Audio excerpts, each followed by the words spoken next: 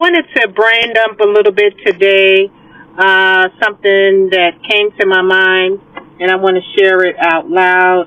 And this message just will directly address both the stigma and the hidden trauma. And within families, um, the hidden trauma, and I'm just trying to encourage people, if you want to, if you don't want to, this is something to think about. The challenges, the damaging narratives that keep families silent and suffering. First off, I'm not here as an expert. I'm not here for anybody to listen to me. I am not a therapist or someone with all the answers at all. I am here as a regular person who's seen life, who's listened and learned, and who believes their voice deserves to be heard, just like yours. This needs to be said. Why? Because too often we hear people say, there's no father in the home. It's because there's no father around. This side of the tracks is better than that side of the tracks because they have the White House and a picket fence with a mother and a father with the children. That's the problem. Or they shame, put the parent down, usually the mom, for leaving. But rarely do we talk about what happens when someone stays in the home. When the home is violent, when there's abuse, when there's rape, when there's a parent violating the children mentally, physically, or sexually.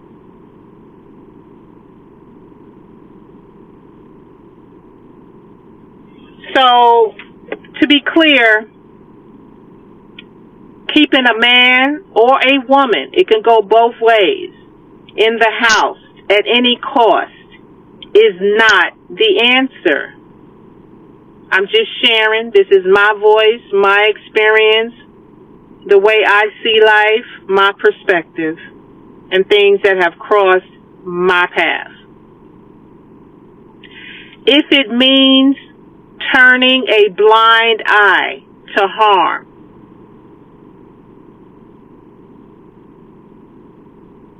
keeping a man or woman around by any means necessary is not the answer. Just because someone is present doesn't mean they're healthy, loving, or safe for the family. As a black woman, often I hear this bashing about black families. But as someone who has been around the world, I know it happens in many different families. It's not just about race. Talk to the clinical psychologist. Talk to your behavior specialist. Visit the domestic violence shelters. Visit the jails. Go ask the police. Is it just the black folks? No. It's not one color, one race that you keep pointing out. Sometimes leaving a relationship is the bravest thing a parent can do to protect their kids and themselves. And when a survivor speaks up, why do we rush to call them a victim? Whether it's a man or whether it's a female. Not only calling them a victim, we blame them or tell them to be quiet about their pain.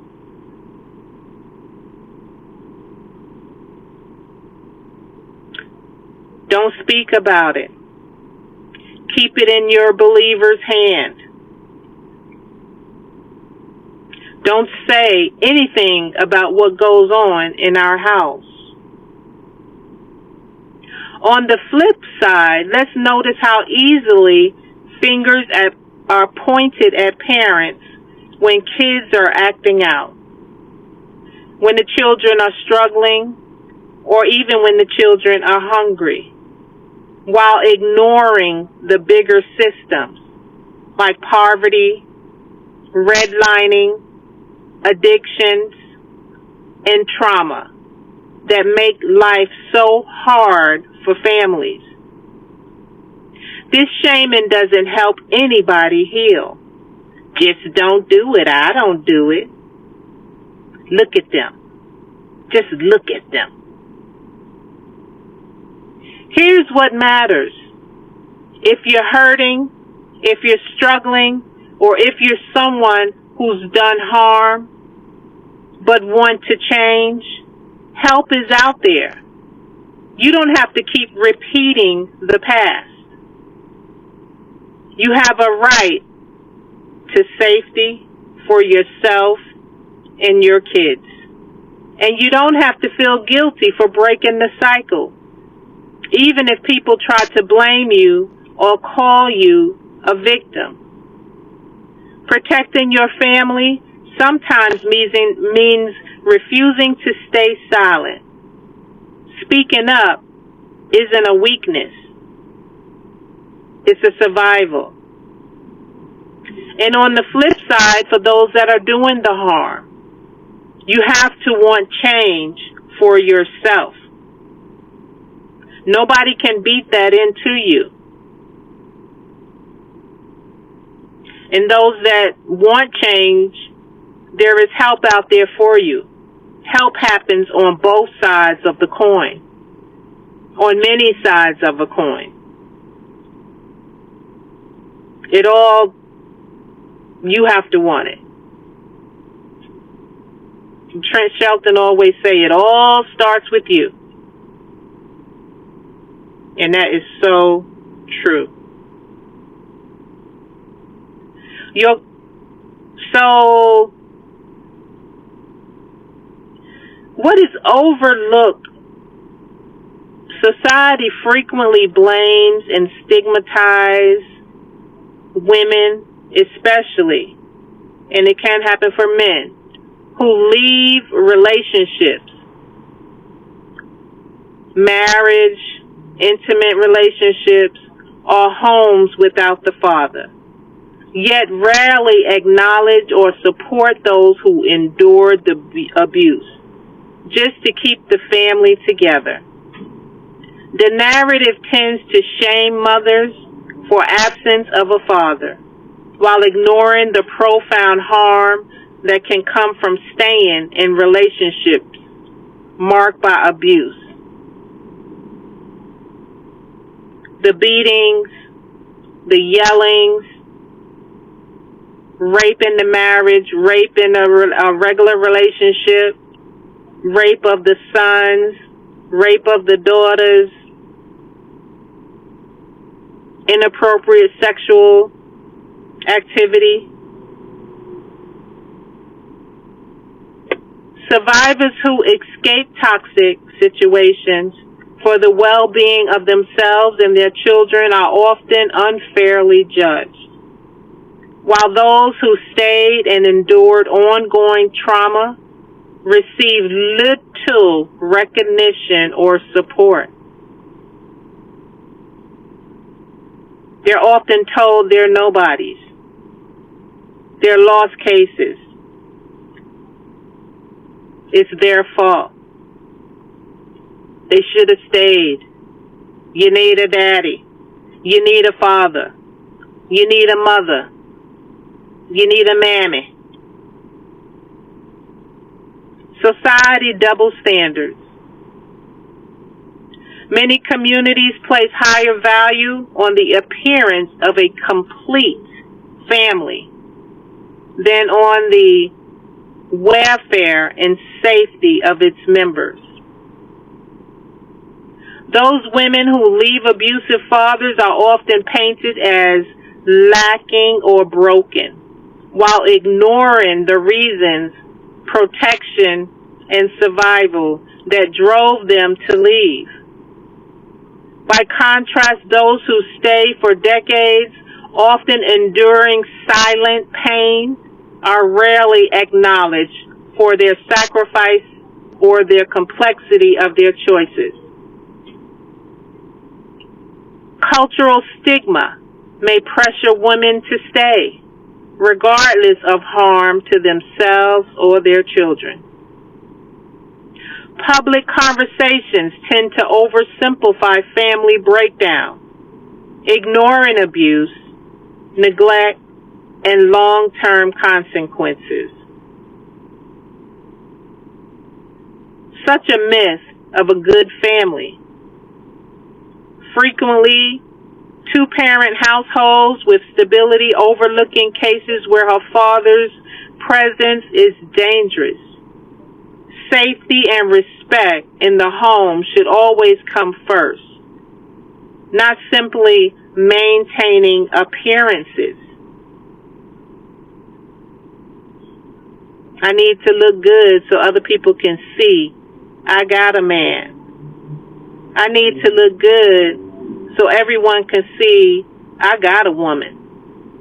I need to look good so everyone can see I got children that I can dress up. Many women face life-altering criticism for leaving, but those who endured years of abuse for the children are often unsupported. Survivors of abuse may struggle with guilt, shame, silence, due to lack of validation from their communities.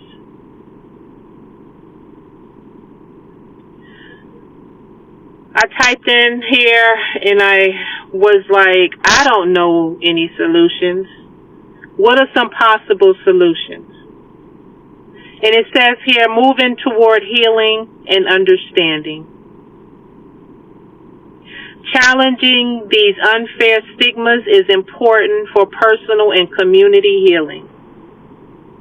Recognizing the courage it takes to leave abuse and the pain endured by those who felt unable to leave can help shift perspectives. Support and compassion should be for those who prioritize safety, healing, and dignity, regardless of whether the family is traditional or not. Communities benefit from listening to individual stories, fostering empathy, and creating safe spaces for survivors to speak without shame. No one should be blamed for choosing what is healthiest and safest for themselves and their family. Toxic family situations inflict deep wounds, regardless of whether someone stays or goes. Honoring survival and healing is far more important than upholding appearances. If you're on the receiving end and they silence you and put a muzzle on your mouth and say, you're just playing the victim. Or if you're the one that is doing the harm, but you want to stop and get help for it, but you fear society and how they look at you because of the wrong that you have done, but you want to get help so that you can stop doing the wrong that you're doing.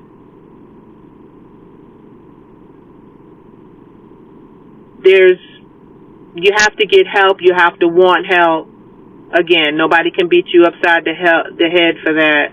And there's something called Forgive yourself, self-forgiveness. Stop beating yourself up about it if you are one of the ones that really, really want help. When the reality involves surviving repeated sexual violence, such as being raped every night, the societal pressure to keep the family together, and the shaming of women who leave are not only cruel but deeply harmful.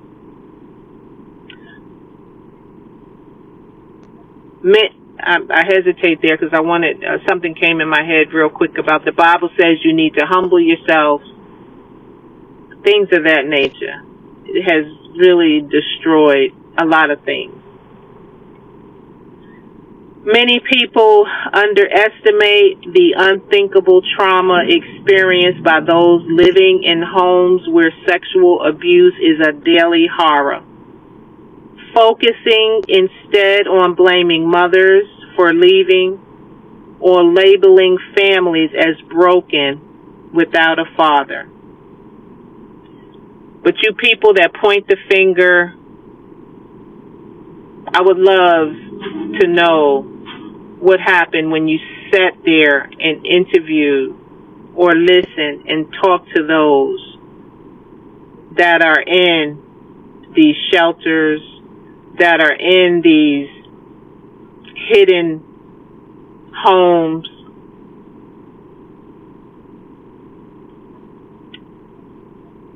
Survivors may fear not being believed or supported if they disclose abuse, leading to silence and suffering in isolation. The harm inflicted by ongoing sexual assault makes remaining in the situation horrific and dangerous, yet society may still judge those who escape more harshly than those who stay.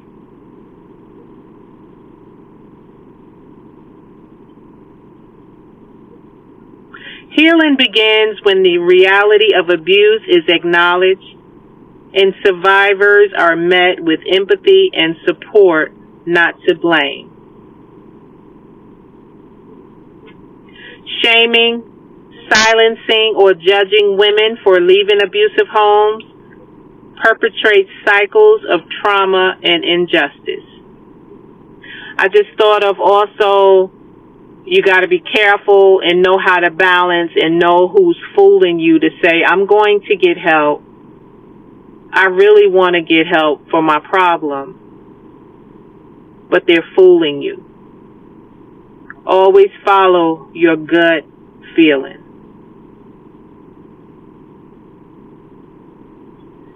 It's essential for advocates, professionals, and communities to speak out against these stigmas and provide resources for anyone living with such trauma. Also, do not be afraid to go out and get help because someone has told you you're just playing victim. Oh, you need to stop leaning on the system and don't go get no help. You need to pull yourself up by your bootstraps. Fuck all those sayings and those type of people. Get the help that you need when you feel you need it, because the help is out there when you are ready. Prioritizing survivor well-being and safety over traditional ideas or family structure is a crucial step towards real justice and healing. Surviving daily sexual abuse is unimaginable, and no one should ever be shamed for escaping a relationship for such violence. Social attitudes must evolve to honor the bravery of survivors and provide real pathways to recovery. Toxic positivity. That's a nice little phrase to look up. Clinical psychologists talk about that word, toxic positivity. Can play a major role in how communities respond to family trauma, especially when they urge women to focus on the positive. Stay positive. Be positive. Don't talk about that. It's too harsh to hear. I need you to stay positive. Stay strong for the children. Or keep the family together at all costs. Don't destroy your family. What are you doing? While ignoring the reality of ongoing abuse and suffering. This mindset often silences survivors of sexual, verbal, and physical violence, suggesting that their pain is a personal failure or that speaking out makes them negative or a victim. Toxic positivity and silencing. I know for me, when I first started using that phrase, toxic positivity, I did get some flack back to saying, well, I'm the toxic one. You don't put the word toxic with the word positivity. But it was something I was learning. And I had to learn about there is something that is called toxic positivity. So toxic positivity and silencing, ignoring, or glossing over severe trauma with optimistic slogans is not healing. It is another layer of dismissal and harm. When someone reveals the truth about abuse, toxic positivity can pressure survivors to suppress their distress, encouraging them to doubt their own path. Toxic positivity can label those seeking help as just being negative or unwilling to move on, exacerbating isolation. Toxic positivity can discourage vital conversations about solutions and the steps needed for real safety and healing. So evidently, you're telling people to shut up, put it in whatever they believe in system. It hasn't worked this far, right? That might be something to think about. I think about it. The victim label and blame. Parents who try to seek help, report abuse or protect their children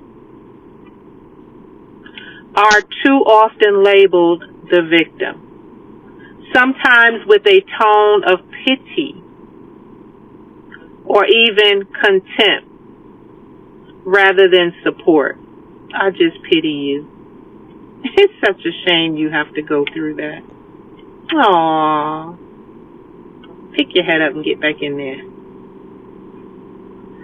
This language can be used to further marginalize and invalidate the parent, implying weakness or exaggeration. Toxic positivity, seeking help is seen as weakness rather than strength or wisdom. I've had to drop my pride many a times and go get help, seek strength, seek wisdom, look within myself, as well as get help on many different variations of everything, a lot of different things. Solutions such as legal advocacy, therapy, safe housing, and trauma recovery are rarely discussed openly, replaced by judgment or empty encouragement. There is such a need for real solutions. What's truly needed are honest conversations about abuse and practical support for survivors. Get away from those that you don't feel at ease around. If you feel something in your gut, something doesn't feel right, those are the people you may have said too much, you feel, but then when you start feeling that gut feeling that something isn't right, it's time to get away. Community resources should focus on providing safety planning, legal protection, counseling, and supportive networks. There are a lot of places that take advantage and take money and don't use it for the good of the people. But there, I will tell you from experience, are some really, really, really good organizations out there that will bend over backwards for you. You have to want it, and you have to fight for yourself and go get it. Education about healthy boundaries, trauma recovery, and survivor empowerment helps individuals move forward with dignity. Toxic positivity and blaming the abused for speaking out causes prolonged suffering and prevent lasting healing. Breaking this cycle requires shifting from empty optimism and judgment to empathy, practical action, and respect for the courage it takes to survive and seek help. That's it for today. Peace. So I forgot, and I don't want to be misleading on this part. Yes, sex is good. People should have sex. I'm not saying that they should not. Right? That's the first thing that they're going to say, especially when you marry well. That's what you're supposed to do, is have sex. No, it's a bigger issue than that, is what I'm talking about. Don't try to twist the narrative. Don't try to gaslight the whole kit and caboodle. You know what I'm trying to say. Cut the crap. Went and got my coffee and thought about another thing, is that it's help you get your mind into thinking, if this happened to somebody else, maybe it'll work for me, but it'll get you to think of other creative things. Like, I'll share this with you. Years ago, I went to a hotel, and I was like, I need to get away. I have no money, and I got to go. Yes, I got a hotel for quite a few nights during that time. And so nothing's off limits. You never know who you're going to run into when you're on the run, when you're just trying to get away or something like that. Also, never forget, it's only three numbers, 988. It's also, if you just want to talk things out, it's not just for homicide, suicide, or coming to check on you as a welfare check when they think you're talking crazy, but it's also to help you get your mind together and give you thoughts about how you can make moves. Another thing is, I saw something today that said there was a man that made a joke online. Now, keep in mind, we cannot change people. I had to learn radical acceptance. We cannot change people. No matter how much you take the Bible and beat it upside their head, no matter how much you yell at them, fuss at them, cuss at them, or they yell and fuss and cuss at you. They can't change you. You can't change them. But there was a man online that said, oh, now no more food stamps. Coochie or pussy or whatever he said is gone down to $40. And so If you're that type of person, okay, fine. You know, no shame, no blame. But if that's something that you're like, oh my God, why did he say that? We can't change people. That's his personality. That's who he is. That person that said that, right? But if you're the type of person that don't dwell in that kind of stuff, I'm here to tell you there's resources out there. Besides the 988 line, there's a 1-800 domestic violence hotline. If you don't have a cell phone, you go to the nearest gas station, you go to the nearest store, you go to anybody and say, you know, can I use your phone? You don't have to go into no long speech about what's going on and this and that and that and that. A lot of police officers, they do help. You know, if you get anybody, when you're going for help and they don't help, you don't fuss them out. You don't look at them crazy. You don't throw your nose up and twist your nose in your mouth and roll your eyes. You keep it moving and go to the next person if you're sincerely looking to help yourself. And police officers do help, and they will get you into the right place, whether it's with a social worker at a hospital or they know different organizations within the communities that they work with on a daily basis that can help. So keep that in mind as well. All right. Peace.